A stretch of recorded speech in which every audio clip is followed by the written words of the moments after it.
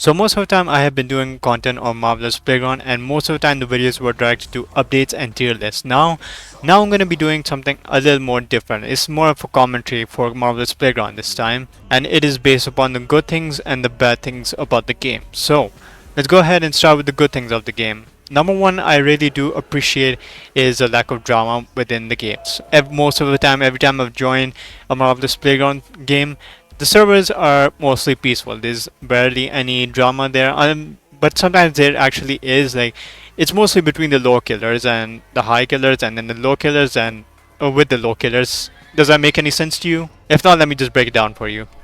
Basically, sometimes there are two players. One of them has a high skills in the server, the other one has middle-ish kill amount in the server, and they usually sometimes tend to fight. And then sometimes there are two people with low amount of kills.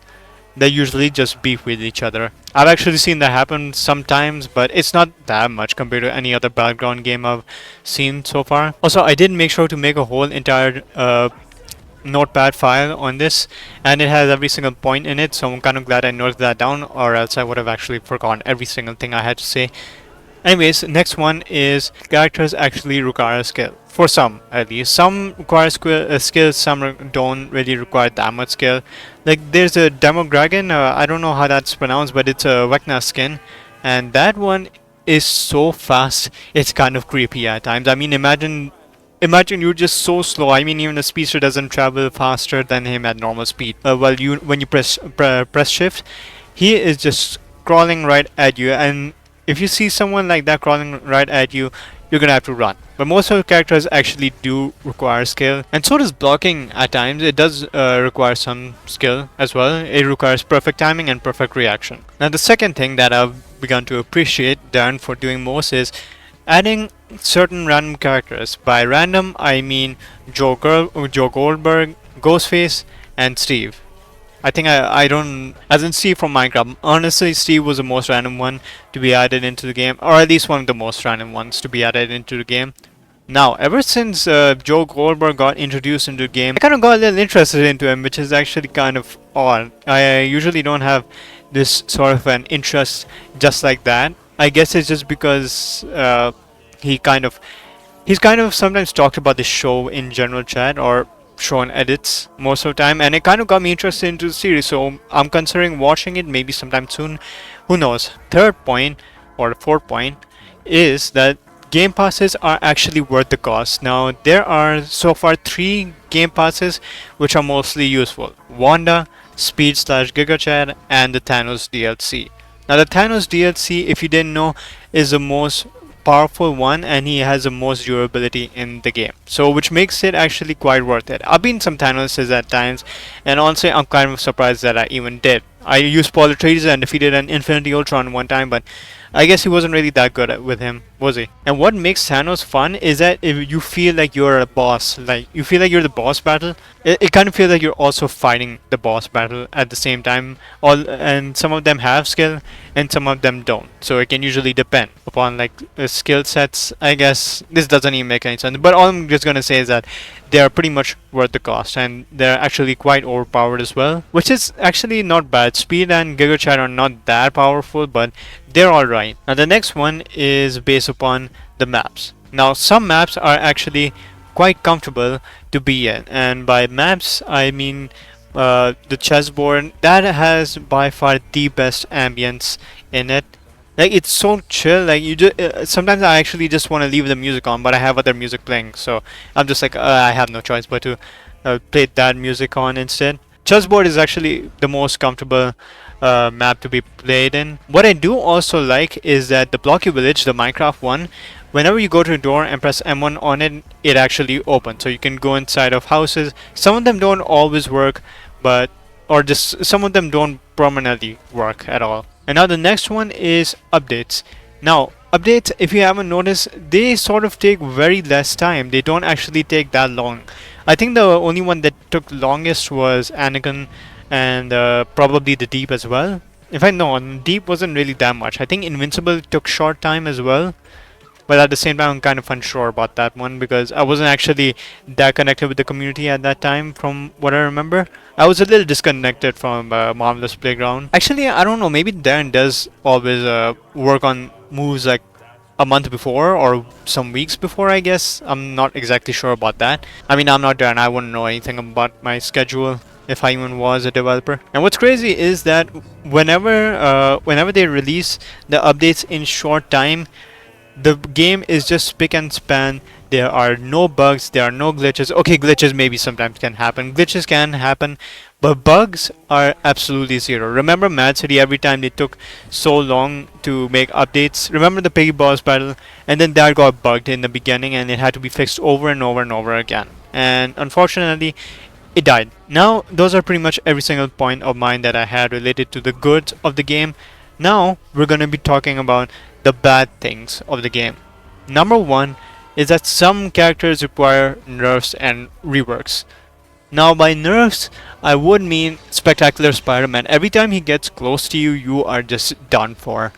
And as I said, even the demo dragon, whatever that thing is called from Stranger Things, that skin of Vecna might need a little nerf as well. And now by reworks, I only have two of them in mind, and those would be Sonic and Batman. Actually, count Reverse Flash in as well. The only reason I say Reverse Flash is because his counter is quite pointless, to be honest. I mean, I don't see any use in it. He's just dodging. I mean, he would be good for Thanos' black hole, but I don't think everyone's gonna have Thanos in the end of the day.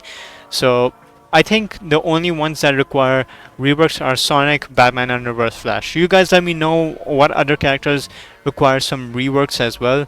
I mean, remember Yellow Rabbit? He was not that overpowered. He was sort of balanced before his rework, but in the new one, he is pretty fun to use. And I've actually learned a new glitch you can do with him. Like, it's a really overpowered combo, and I learned this from Garfunkel. He's in the Discord server. He might be, if you're watching this, well, you're mentioned. You're welcome. The next one is low health killers. Now, if you've ever been in a bot lobby, you might have realized that there are people who always go after you when you're either done with the fight right after, or just randomly just chilling out of nowhere watching another fight. People will just randomly go up to you and start attacking you for no reason at all. Typical bot behavior, I know. And the next one is also kind of connected. It's kill thieves. Now, this has happened to me so many times. Like, it's been the past few days since this has been happening.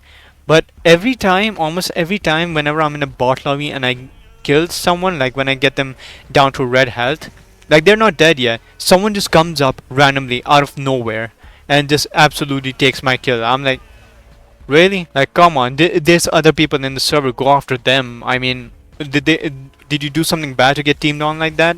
If you did, well, I can't save you there. Now, the next one has actually been more of an issue for me. You're gonna call me skill issue for that, but to be fair, I don't mind it. It might just be me overall. But my main issue is that the blocking ability, or not the blocking ability, more like the blocking mechanic. The blocking mechanic doesn't really act like a blocking mechanic, it acts more like a parry. However, there are some projectiles that are long range, like guns and stuff like that. Those can be blocked, and you won't really get a parry effect. I do feel like if Darren makes like a blocking mechanic where if you time it right, if you time the attack, or if you time the blocking right, it will count as a parry and the opponent will get stunned. But for blocks, nothing will happen. They'll just get like a split second stun, I guess, and it'll kind of slow them down as well while they're attacking you. Now, the next one, which has actually been sort of a problem for quite a while, and I don't mean that this is gonna destroy the game overall. Actually, the game has been getting a lot of players more recently, but sometimes I feel like the community should get what they want. And by that I mean that some characters that get recognition, like whenever someone suggests a specific character in the Discord server, they actually cook pretty damn good. I mean, remember I made the Metal Gear one, the Raiden one. It didn't get that much. It didn't get that much attention, but I really wish that Darren could take a look at it and maybe try to add him in if it's possible. But there have been characters such as Spawn, Virgil. Actually, there's something funny about him. He kind of got added into a game. I don't know if that counted as a teaser, but he was a little icon and he had a little weird smiley face. I don't know how to describe it, but whenever you selected him, he said slay all, and then you couldn't just do anything after that. You couldn't select him, so he was just gone like that. So I really do hope maybe if Dan tries to take a look at some of the characters that people have been requesting for quite a while, then then he might bring up quite a lot of more hype. Actually, he might bring out quite a lot of hype. The Deep was actually something everyone wanted as well, so it was kind of good, and it got his player count up to 2K. Now the next one, which is by far the biggest issue, it's healing abilities. Now I don't mean healing abilities such as Afton's Embrace and Adrenaline or Sonic's Chili Dog. I mean healing time as an overall. Like, let's just say I'm done with the fight, right? I get some health, but I feel like it's not enough. Like, I want to get back all the way up to full health, but the issue is I don't want to reset. I hate to do that over and over. That's honestly the most annoying part.